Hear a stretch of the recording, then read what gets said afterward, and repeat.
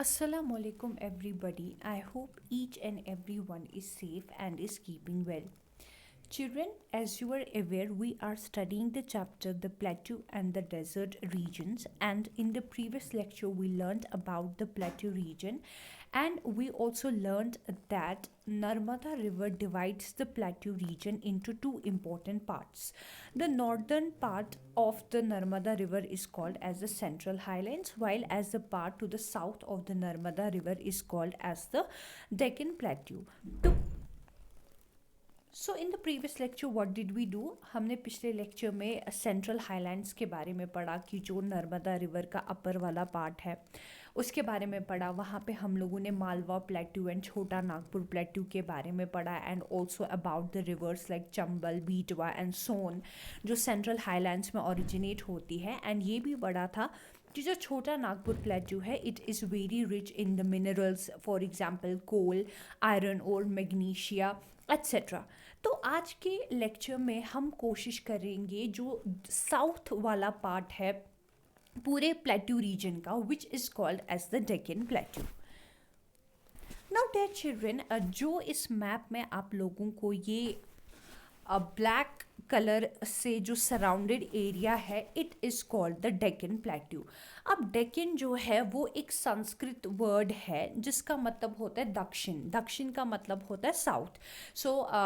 जो हमने पढ़ा है कि जो नर्मदा के साउथ में आता है प्लेट्यू उसको हम डेक्कन प्लेट्यू बोलते हैं। सो डेक्कन का बेसिकली संस्कृत में मतलब होता है दक्षिण एंड दक्षिण मीन्स साउथ।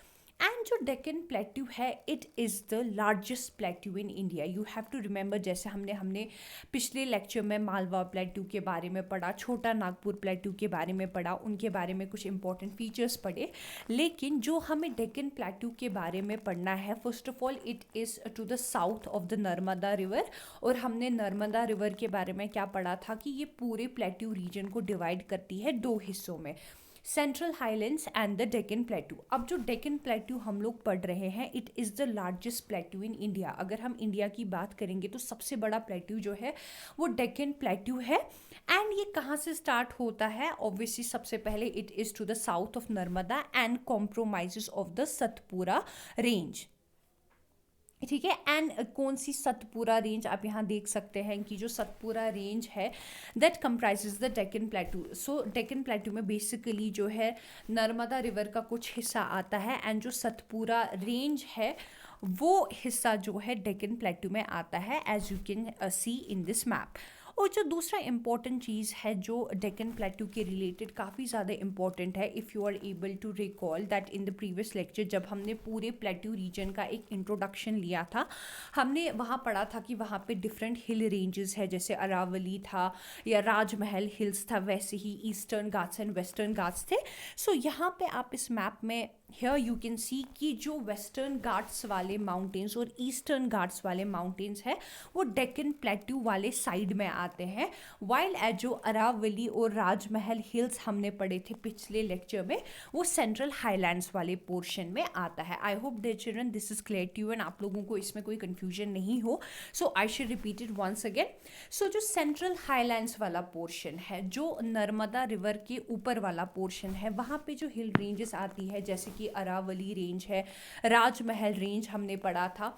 लेकिन अगर हम डेक्कन प्लेट्यू जो नर्मदा रिवर के साउथ में आता है वहाँ पे जो कुछ इंपॉर्टेंट माउंटेन रीजेस है जैसे कि जो वेस्टर्न घाट्स और ईस्टर्न घाट्स है। तो वेस्टर्न घाट्स हमने पढ़ा था क्योंकि they are to the west of India, ये अरेबियन सी के पास में आते हैं जो मैंने आपको पिछले मैप में भी दिखाया था। And if you move to the Eastern Ghats, ये ईस्टर्न पार्ट ऑफ इंडिया में आते हैं एंड जो बे ऑफ बंगाल जो है उसी के साइड में आते हैं। And I also told you कि जो इंडियन ओशन है which is the third largest ocean of the world, जो इंडिया के साउदर्न पार्ट में आता है, जो अरेबियन सी और बे ऑफ बंगाल है, इसी के दो पार्ट्स है।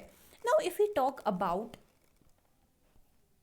अगर हम वेस्टर्न घाट्स माउंटेन रेंज के बारे में बात करेंगे, अब आप लोगों को याद होगा कि जब भी मैंने आपको बताया है कि आप चाहे हिल रेंज के बारे में या माउंटेन रेंज के बारे में सुनेंगे तो वहाँ पे आप लोगों को आइडिया लग जाना चाहिए that you are basically talking about the group of mountains और हिल्स. सो जो वेस्टर्न घाट्स है एंड ईस्टर्न घाट्स है, ये भी एक हिल रेंज है, वहाँ पे भी काफ़ी ज़्यादा हिल्स है. लेकिन अगर हम ईस्टर्न घाट्स की बात करेंगे, वहाँ पे उतने ज़्यादा हिल्स नहीं है. लेकिन आपको वेस्टर्न घाट्स में याद रखना है कुछ इंपॉर्टेंट हिल्स है, जैसे कि आपको इस मैप में भी दिखेंगे. नीलगिरीस है, एंड ऑल्सो अनामली अनाईमली मलाई हिल्स है, एंड कार्डमम हिल्स जो है ये वेस्टर्न घाट्स में आते हैं. सो डियर चिल्ड्रन, ये हम लोगों को रिमेंबर करना है, हम लोगों को याद करना है कि अगर हम ईस्टर्न घाट्स और वेस्टर्न घाट्स को कंपेयर करें, ईस्टर्न घाट्स में जो हिल्स है वो उतने नहीं है as compare to the Western Ghats, क्योंकि वेस्टर्न घाट्स में कुछ इंपॉर्टेंट हिल रेंजेस आते हैं, जैसे कि नीलगिरीज है, अनाई मलाई हिल्स है, and the Cardamom Hills. I hope dear children this much is clear to you. So till now हमने जो डेक्कन प्लेट्यू के बारे में पढ़ा, सबसे पहले कि जो नर्मदा रिवर के साउथ में आता है एंड जो सतपुरा रेंज है, that is included in Deccan Plateau and it is the largest plateau of India. and जो western Ghats और eastern Ghats जो hill ranges है, they fall in the Deccan Plateau. I hope this much is clear to you. Let's move ahead. Now dear children, if we talk about rivers, अगर हम south India के reverse की बात करेंगे, they are fed by rain. So if you are able to recall, जब हमने Himalayan rivers की बात की थी, I told you that they are perennial rivers, है ना. ऐसे रिवर जो पूरे साल फ्लो होते हैं, बिकॉज जो उनका सोर्स होते हैं ग्लेशियर्स होते हैं, क्योंकि हिमालयाज़ में काफ़ी ज़्यादा बर्फ़बारी होती है, and they flow throughout the year, and the rivers which flow throughout the year are called perennial rivers. But dear children, you have to remember कि जो साउथ इंडिया में, जो इंडिया के सदर्न पार्ट में जो rivers है, they are not perennial, which means वो पूरे साल फ्लो नहीं होते हैं. तो वो कब फ्लो होते हैं? जब ज़्यादा बारिशें हो जाती है, तो उस टाइम पे वो रिवर्स जो है फ्लो करते हैं. So basically they are flooded with water during and after the raining season. तो जब बारिश ज़्यादा होती है, उनमें काफ़ी ज़्यादा जो वाटर लेवल है वो इंक्रीज़ हो जाती है, एंड तब जाके वो फ्लो होती है. जो कुछ इंपॉर्टेंट रिवर्स है सदर्न एरिया में, सच एज गोदावरी, महानदी, कृष्णा, कावेरी है, नर्मदा है, तापी है. So these are some of the important river जो साउथ इंडिया में फ्लो होती हैं. एंड देयर चिल्ड्रन, हम लोगों को क्या याद करना है कि जो साउथ इंडिया में रिवर्स है वो पेरिनियल रिवर्स है. एंड एक चीज़ हम लोगों को याद रखना है कि जो रिवर्स है, जैसे कि Godavari, Mahanadi, Krishna and Kaveri, they rise in the west and flow in to the Bay of Bengal in the east. तो basically we shall try to understand it here. देखिए, सो अगर हम इस वेस्टर्न पार्ट की बात करेंगे, जो रिवर्स है गोदावरी, महानदी, कृष्णा एंड कावेरी, वहाँ से स्टार्ट होके ईस्ट की तरफ जाती है. एंड आप लोगों को पता है ईस्ट में वो किस पार्ट से मिलेगी? बे ऑफ बंगाल के बे ऑफ बंगाल पार्ट जो है इंडियन ओशन का, उसमें फ्लो हो जाएंगी. लेकिन अगर हम नर्मदा और तापी रिवर की बात करेंगे, वो ईस्ट से स्टार्ट होती है and they flow in to the Arabian Sea. So जो बिल्कुल उल्टा हो जाता है, क्योंकि क्या होता है कि जो रिवर्स वेस्ट से ओरिजिनेट होती है, जैसे हमने पढ़ा गोदावरी, महानदी, कृष्णा एंड कावेरी, वो वेस्ट से स्टार्ट होके बे ऑफ बंगाल में मिल जाती है जो ईस्ट की तरफ है. लेकिन जो रिवर्स है नर्मदा और तापी, वो ईस्ट से स्टार्ट होती है लेकिन अरेबियन सी में फ्लो हो जाती है. And also dear children, we have to remember कि कुछ इंपॉर्टेंट डैम्स भी बिल्ड किए गए हैं इन रिवर्स पे. And if you are able to recall, जब हमने सतलज बेसिन पढ़ा था, वहाँ पे भी हमने पढ़ा था कि कुछ इंपॉर्टेंट डैम्स कंस्ट्रक्ट किए हैं उस एरिया में, ताकि उस एरिया में इरिगेशन प्रॉपरली हो जाए and for the purpose of electricity generation. Similarly, one of the important dams in the southern area of India, या south part of India, is Nagarjuna Sagar Dam, and it is the dam which is situated on the river Krishnan. So you have to remember this कि अगर आपसे कोई पूछे कि जो river Krishna पे dam बना हुआ है उसका नाम क्या है, the name of the dam is Nagarjuna Sagar Dam, which is visible to you on your screen. I hope this much is clear to you. Moving ahead, now dear children, Karnataka जो है वो एक वाटरफॉल के लिए बहुत famous है। Waterfall basically क्या होता है कि जब पानी ऊंचाई से नीचे गिरने लगता है, जैसे हमारे कश्मीर में कुलगाम साइड से एक काफ़ी मशहूर वाटरफॉल है जिसको हम अहरबल वाटरफॉल बोलते हैं। मे बी आप लोगों में से काफ़ी लोग वहाँ गए भी होंगे। तो वैसा ही एक वाटरफॉल है। बेसिकली वाटरफॉल का मतलब होता है जब वाटर एक ऊंची जगह से नीचे की तरफ आता है। So waterfall is a place where a stream or a river falls from a high place to a low place. So जैसे अहरबल में क्या है कि हमने वहाँ पे कहा क्या देखा है कि जो पानी है वो काफ़ी ऊंचाई से गिरता है नीचे की तरफ। और जो सदर्न इंडिया में एक फेमस जो बेसिकली डेक्कन प्लेट्यू में एक फेमस वाटरफॉल है जिसको जॉग फॉल्स बोलते हैं, एंड ये कर्नाटका स्टेट में आता है, and it is one of the highest waterfalls in India, and it is located on the river Sharavati. So state जो है कर्नाटका है, लेकिन किस रिवर पे है, दैट इज शरावती। एंड अभी जो मैंने आपको पिक्चर दिखाया, it is a dam which is built on the river Krishna, and इस डैम का नाम जो है that is Nagarjuna Sagar dam.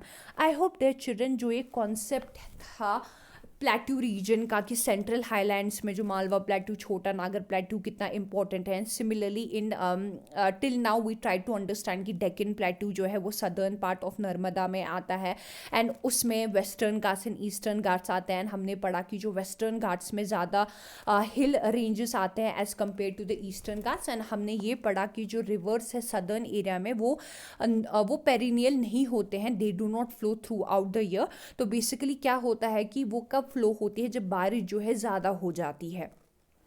I hope this much is clear to each and every one. Now dear children, अगर हमसे कोई पूछे कि जो ये प्लेट्यू रीजन है वो क्यों इम्पॉर्टेंट है इंडिया के लिए, सो डियर चिल्ड्रन जो प्लेट्यू रीजन है हम लोगों ने पढ़ा था, जैसे कि पिछले लेक्चर में मैंने आपको बोला था that the plateau region is rich in black and red soil जो है, एंड जो ब्लैक सॉइल है that is very important for the cultivation of cotton and oil seeds. And जो प्लेट्यू रीजन है different kind of crops are grown in that area, for example ground nuts, rice, sugarcane, wheat, etc. And most of the people, अगर आप देखेंगे कि जो plateau reason में काफ़ी ज़्यादा लोग जो है फार्मर्स है। एंड क्या है, जैसे हमने पढ़ा कि वेस्टर्न घाट्स में काफ़ी ज़्यादा हिल्स है, जैसे कि नीलगिरी हिल्स है नीलगिरी हिल्स है, या फिर जो कार्डमम हिल्स है, तो वहाँ पे काफ़ी ज़्यादा फॉरेस्ट है। एंड आप लोगों को पता है फॉरेस्ट से हमें टिम्बर मिलता है जो हम डिफरेंट चीज़ों के लिए इस्तेमाल करते हैं। फॉरेस्ट से हमें फ्रूट्स मिलते हैं, एंड काफ़ी ज़्यादा मेडिसिनल प्लांट्स जो है फॉरेस्ट में अवेलेबल होते हैं। And also one important thing कि जो प्लेट्यू रीजन में जो नीलगिरी हिल्स है वहाँ पे काफ़ी क्वांटिटी में coffee, T, paper and rubber जो है वो उगाया जाता है। So because of these factor जो प्लेट्यू रीजन है वो काफ़ी ज़्यादा इंपॉर्टेंट है। एंड ऑल्सो जैसे हमने पढ़ा था कि जो प्लेट्यू रीजन में छोटा नागपुर प्लेट्यू है that is rich in minerals, है ना, जैसे हमने कोल पढ़ा था, आयरन ओर पढ़ा था, मैग्नीशिया, माइका, कॉपर, इनफैक्ट काफ़ी जगह गोल्ड भी निकलता है। तो वहाँ पे काफ़ी ज़्यादा फैक्ट्रीज जो है इस्टेब्लिश की गई है, एंड वो काफ़ी ज़्यादा एक तरह का एक इंडस्ट्रियल एरिया बन चुका है। And industries are very important for the growth of the country. एक कंट्री को उनके वहाँ के लोगों के स्टैंडर्ड ऑफ लिविंग को बढ़ाने के लिए जो इंडस्ट्रीज है वो काफ़ी ज़्यादा इंपॉर्टेंट रोल प्ले करती है। So this was all about the plateau region, जिसमें हम लोगों ने क्या पढ़ा, the central highlands and also the Deccan plateau जो हमने आज के लेक्चर में पढ़ा। And also we talked about the importance की, जो इम्पोर्टेंस क्यों है, क्योंकि डिफरेंट तरह के क्रॉप्स उगते हैं। एंड जो नीलगिरी हिल्स में स्पेशली जो आप इस पिक्चर में भी देख सकते हैं एक टी एस्टेट है, काफ़ी ज़्यादा टी, कॉफ़ी वगैरह जो है इस पोर्शन में उगाया जाता है। And it is because of these factors that जो आपका डेक्कन प्लेट्यू है या पूरा का पूरा प्लेट्यू रीजन है that is including which includes both the central highlands as well as the Deccan plateau, it becomes so important to India. I hope that children this much is clear to you. I shall see you in the next lecture where we shall talk about the great Indian desert, that is the Thar desert. Till then, have a great day. Thank you.